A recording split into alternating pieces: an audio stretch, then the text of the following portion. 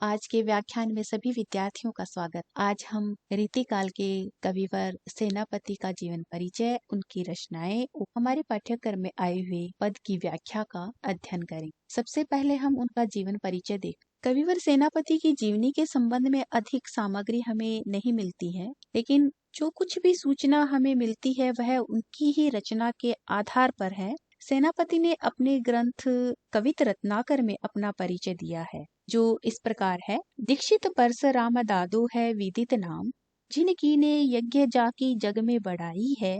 गंगाधर पिता गंगाधर के समान जाको, गंगा तीर बसती अनूप जिन पाई है। महाजानी मानी विद्या धन चिंतामणि, हीरामणि दीक्षित ते पाई पंडिताई है। सेनापति सोई सीतापति के प्रसाद जागी, सब कवि कान दे सुनत कविताई। इस छंद से स्पष्ट होता है कि इनके पितामह अर्थात इनके जो दादा हैं उनका नाम परशुराम दीक्षित था और इनके पिता का नाम गंगाधर दीक्षित, जो गंगा के किनारे अनूप बस्ती में निवास करते, अर्थात गंगा के किनारे स्थित अनूप शहर भी माना जा सकता है, जो उत्तर प्रदेश के बुलंदशहर में है। यद्यपि निश्चित रूप से यह नहीं कहा जा सकता, पर जब तक अन्य प्रमाण नहीं मिलते हैं तब तक उन्हें अनूप शहर का निवासी मानने में कोई आपत्ति नहीं है। इस प्रकार कविवर सेनापति ने अपने गुरु का नाम हीरामणि दीक्षित बताया है और उन्होंने कहा है कि सीतापति अर्थात राम के प्रसाद से ही मैंने अपनी कविता को लिखना प्रारंभ किया है। इस प्रकार सेनापति के संबंध में और कोई सूचना हमें प्राप्त नहीं होती है। अभी तक इनकी एक ही कृति कवित रत्नाकर उपलब्ध है। कुछ इतिहासकारों ने इनकी दूसरी कृति काव्य कल्पद्रुम भी मानी है, पर वह उपलब्ध नहीं है।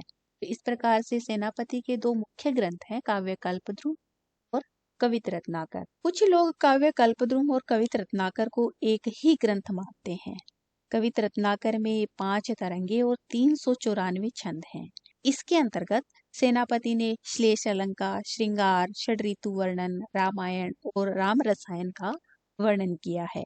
प्रथम 3 तरंगों से स्पष्ट होता है कि इनकी रचना रीति परंपरा को ध्यान में रख करके की गई है। छंदों की जो मूल चेतना है वह रीतिकालीन रीति परंपरा के अनुसार है, तो इस प्रकार इन्हें रीतिबद्ध कवि मानने में कोई आपत्ति नहीं हो सकती है। कविवर सेनापति अलंकार समर्थक कवि थे। सेनापति का प्रिय अलंकार श्लेष है, इसलिए इन्होंने पूरी की पूरी तरंग श्लेष अलंकार का चमत्कार दिखाने के लिए रची है। इनके ये श्लेष बड़े ही रोचक हैं। श्लेष की योजना में इनकी समता करने वाला केशव के अलावा और कोई कवि नहीं है।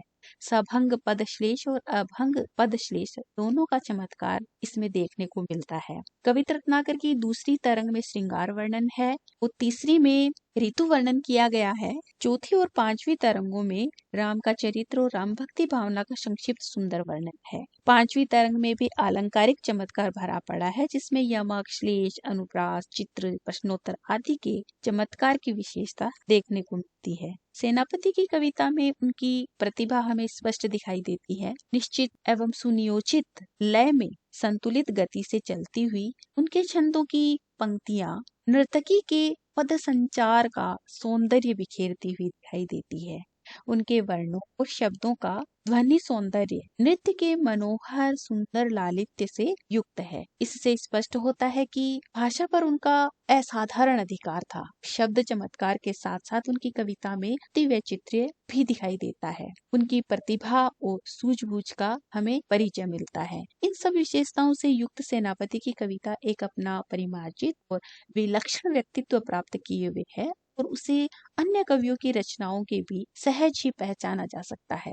सेनापति का रचना काल इस प्रकार से 1650 ईस्वी के लगभग माना जाता है। जैसा कि कवित रत्नाकर में उन्होंने 5वीं तरंग में एक दोहे के माध्यम से कहा है कि संवत 1706 में से सियापति पाई, सेनापति कविता सजी, सज्जन सजो सहाई। इस प्रकार इनके काव्य में भक्ति, श्रृंगार आदि का बड़ा सुंदर मिश्रण है। इन्होंने षड्ऋतु वर्णन बड़ा ही सुंदर और श्लेष वर्णन अत्यंत सुंदर किया है, जिसकी उपमाएं अनूठी हैं। अब हम इनके पद की व्याख्या करते हैं, जो इस प्रकार है। राखती न दोसे पोसे पिंगल के लक्षण को, बुध कवि के जो उपकंठ ही बसती है। जो ये पदे मन को हरस उपजावती है, तजे को रूप रसे जो छंद सरसती है, अक्षर है बिसद करती उसे आप सम, जाते जगत की जड़ताऊ बिनसती है, मानो छविता की उदबत सबिता की, सेनापति कविता की कविताई बिलसती है। इस पद में कवि ने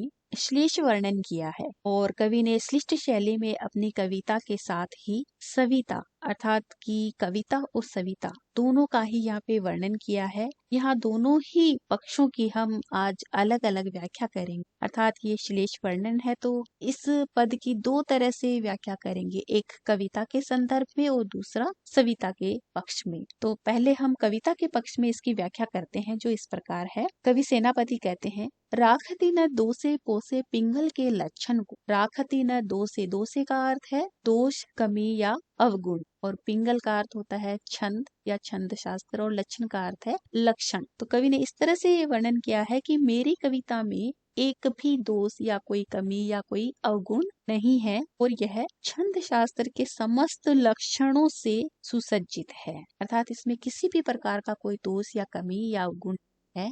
जो छंद शास्त्रों में जो लक्षण दिए गए हैं उन्हीं लक्षणों का यह निर्वाह करती है। बुद्ध कवि के जो उपकंठ ही बसती है। बुद्ध कवि अर्थात को जो बुद्धिमान है, जो विद्वान है, जो गुणी है, कि यह जो मेरी कविता है वह विद्वानों बुद्धिजनियों अर्थात की जो सुकवि है के कंठों में ही निवास करती है। अर्थात के कंठों के समीप रहती है। अर्थात सभी जितने भी विद्वान और कवि हैं वे मेरी कविता का मौखिक पाठ करते हैं। भाव यहाँ यह है कि उन्हें मेरी कविता इतनी अच्छी लगती है कि वे कंठस्थ रहती हैं। आगे कवि ने कहा है कि जोय पद मन को हरस उपजावती है, तजे को परसे जो छंद सरसती। जोय पदे मन को हरस, हर्ष अर्थात हर्ष, आनंद, प्रसन्नता, उपजावती अर्थात संचार करती है, उपजाती है, उत्पन्न करती है। तो कवि ने इस प्रकार कहा है कि मेरी कविता के जो पद है उन पदों को कोई भी देखता या पढ़ता है या सुनता है तो उन सब के मन को प्रसन्न कर देती है। अर्थात उनके हृदय में हर्ष का अर्थात आनंद का संचार हो जाता है, आनंद उत्पन्न हो जाता है, अर्थात उनके मन को आनंदित कर देने वाली है। मेरी कविता में जो भी अर्थ ज्ञान भरा हुआ रहता है वह प्रसन्नता का प्रसार करती है। तजे को रूप रसे जो छंद सरसती है। मेरी कविता में जो सौंदर्य और आनंद है, रूप रस अर्थात मेरी कविता का जो सौंदर्य है उसमें जो रस है, कि मेरी कविता के जो छंद है वे इतने सरस हैं कि इनको सुनने से या इनको देखने से हृदय में माधुर्य से युक्त आनंद अर्थात रसास्वादन उत्पन्न हो जाता है। अर्थात आनंद का संचार कर देने वाले छंद मेरी कविता में है। तो ऐसे आनंद को, ऐसे सौंदर्य को कौन है जो त्यागना चाहेगा, तजना चाहेगा, छोड़ना चाहेगा। अक्षर है विसद करती उसे आप सम, जाते जगत की जड़ताऊ विनसती है। अक्षर अर्थात अक्षर और विसद का अर्थ है व्यापक, विस्तृत, बृहद, विशाल या गूढ़ ज्ञान, और उसे है प्रातः काल, और जगत का अर्थ है संसार, जड़ताऊ का अर्थ है मूर्खता या जड़ बुद्धि या मूर्खता या निष्क्रियता, और बेनसती का अर्थ है नाश होना, नष्ट करना या दूर करना। तो कवि ने इस प्रकार कहा है कि मेरी कविता के अक्षर इतने व्यापक, इतने अर्थ अर्थात इतने भावों को अपने अंदर समाहित किए हुए हैं कि वे अपने आप ही भावाभिव्यक्ति कर देते हैं। अर्थात इनके ज्ञान से, इनके अर्थ बोध से लोगों की अर्थात इस संसार के जितने भी मूढ़ या अज्ञानता या अज्ञानी हैं वो यदि मेरे इन अक्षरों के व्यापक अर्थ को, यदि इस गूढ़ ज्ञान को जान लेते हैं या धारण कर लेते हैं तो उन लोगों की जड़ता या उनकी जो या मूर्खता या ज्ञानता है वह नष्ट हो जाती है, नाश हो जाती है, दूर हो जाती है। तो इस प्रकार से मेरी कविता उसे आप सम अर्थात कि उस प्रातः काल के समान है कि जब सूर्य उदित होता है और चारों ओर आनंद का प्रसार हो जाता है, संचार हो जाता है, तो उसी प्रकार से मेरी कविता के जो सुंदर अक्षर है और अक्षरों का जो अर्थ बोध है, ज्ञान है, वह उस उषा काल के प्रकाश के समान है कि जो समस्त संसार की जड़ता को अर्थात निष्क्रियता को, अज्ञानता को दूर कर देता है। तो इस प्रकार मेरी कविता उदय को प्राप्त सूर्य के प्रकाश की तरह बड़ी शोभायमान दी है। मानो छविता की उद्भत सविता की, सेनापति कविता की, कविताएं बिलसती हैं। बिलसती अर्थात आनंद प्रदायिनी, आनंद को देने वाली। तो कवि कहते हैं कि मानो छविता की उद्भत सविता की, अर्थात कि मेरी छवि का अर्थ यहाँ पे है सौंदर्य, उद्भत अर्थात उदित होता हुआ, सविता का अर्थ है सूर्य, और कविताई का अर्थ है काव्यमता या काव्य या कविता की। विलसती अर्थात विलास भाव या आनंद। सेनापति कवि कहते हैं कि मेरी कविता का जो सौंदर्य है, मेरी कविता के अंदर जो आनंद है, उस आनंद और विलास को देख करके ही मानो सूर्य इतनी सुषमा, इतने सौंदर्य को लेकर के उदित है। इस प्रकार मेरी कविता उस उदित होते हुए सूर्य के प्रकाश की तरह शोभायमान है, सुशोभित होती है, सौंदर्य से युक्त होती है, उस विलास, उस आनंद से अपने सूर्य की भांति प्रकाश का संचार करने वाली है, अर्थात आनंद को प्रदान करने वाली है। तो इस प्रकार यह तो कविता के पक्ष में व्याख्या हुई। अब हम इसकी सविता अर्थात सूर्य के पक्ष में इसकी व्याख्या करते हैं, जो इस प्रकार है। राखतिनी दोषे पोसे पिंगल के लक्षण। यहाँ पे यदि हम सविता के पक्ष में इसका अर्थ करते हैं, व्याख्या करते हैं, तो दोषे का अर्थ यहाँ पे होगा रात्रि, और पिंगल का अर्थ होगा पीत वर्ण या पीले रंग की आभा, या सूर्य की जो स्वर्णिम किरणों की जो आभा है, उसका यहाँ पे अर्थ लिया जाता है। कवि कहते हैं कि सूर्य के प्रकाश से, कि जब प्रातः काल को जब सूर्य उदित होता है, और उस उदित होते हुए सूर्य की जो पीले रंग की, जो पीत वर्ण की जो किरणें हैं, प्रकाश है, उससे रात्रि के जितने भी दोष होते हैं, रात्रि कालीन अर्थात कि रात, कहते हैं कि रात्रि को आसुरी प्रवृत्ति चारों ओर संचरित रहती है और अंधकार रहता है, तो उस आसुरी प्रवृत्ति और उस अंधकार रूपी जो रात्रि का जो दोष है, कि उसको सूर्य उदित होते हुए ही जो उसकी जो पीत वर्ण की जो किरणें हैं, वो जब फैलती हैं, प्रसारित होती हैं, उदित होती हैं, तो रात्रि के उस अंधकार को नष्ट करके प्रकाश का वहां पे संचार हो जाता है। यह बुध कवि के जो उपकंठ ही बसती है, तो कि सूर्य सदा बुध तारे के अर्थात तो बुध नक्षत्र के समीप रहता है और बड़ा सुशोभित शोभायमान होता है। इस तरह से वर्णन किया है कि जो बुध नक्षत्र होता है, वह हमेशा ही इसके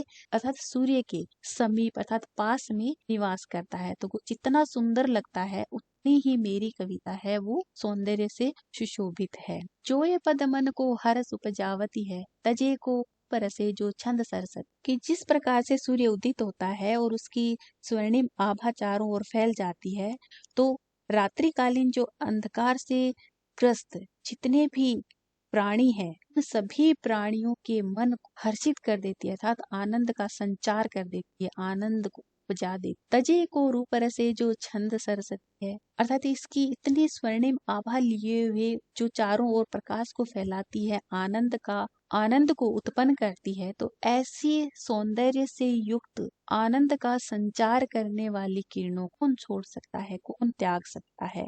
क्योंकि अक्षर है बिसद करती उसे आप समझाते, जगत की जड़ताओ बिनसती हैं। प्रकृति में जितनी भी वनस्पतियां हैं, उन सब में रस का संचार हो जाता है, अर्थात सूर्योदय होते ही समस्त वनस्पति में रस का संचार हो जाता है, अर्थात उसमें चेतनता आ जाती है, और सूर्य की किरणें बड़ी ही सुंदर और प्रखर होती हैं। उषा काल होते ही अर्थात प्रातः काल होते ही सारे संसार को अपने समान, अर्थात जो सूर्य है वह अपने समान ही सारी प्रकृति और समस्त जगत को प्रकाशवान कर देता है, सौंदर्य से युक्त कर देता है, अर्थात सूर्य की जो प्रातःकालीन जो स्वर्णिम आभा है, उससे समस्त प्रकृति को, समस्त संसार जगती को प्रकाशवान और स्वर्णिम आभा से युक्त कर देता है। तो इससे संसार की जितनी भी जड़ता अर्थात जो निष्क्रियता है, जो निश्चेष्टता है, अर्थात जो रात्रि का जो आलस्य है,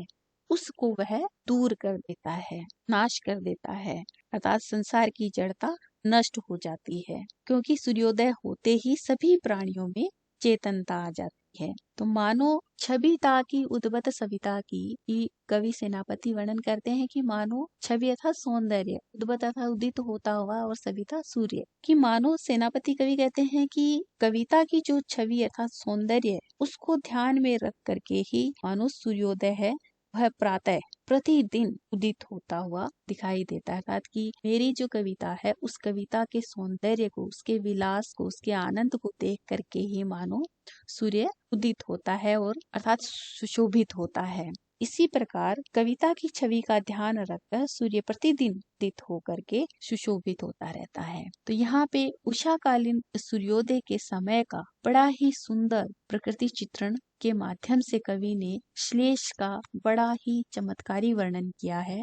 इसमें श्लिष्ट पदों के द्वारा कवि ने सविता और कविता का बड़ा चमत्कारी वर्णन किया है। कवि की चमत्कार की प्रवृत्ति यहाँ हमें स्पष्ट दिखाई देती है। इस पद के अंतर्गत अनुप्रास अलंकार के साथ साथ अंतिम दो पंक्तियों में उत्प्रेक्षा अलंकार आया है और श्लेष अलंकार वहां होता है जहाँ एक शब्द से प्रसंगवश अनेक अर्थ निकलते हों। अर्थात कि श्लेष का जो अर्थ होता है वह चिपकना होता है। तो एक शब्द के एक से अधिक अर्थ यदि चिपके हुए तो वहाँ श्लेष अलंकार होता है। इस पद के अंतर्गत पिंगल, जड़ताऊ, उषे, सविता आदि में श्लेष अलंकार का वर्णन हुआ है और अपनी कविता की प्रशंसा सविता अर्थात सूर्य की सुषमा की तरह स्वर्णिम आभा अर्थात प्रकाश से अर्थात अपनी कविता की प्रसिद्धि के प्रसारण का यहाँ पे बड़ा ही श्लिष्टात्मक वर्णन किया गया है और यह एक कवित छंद है।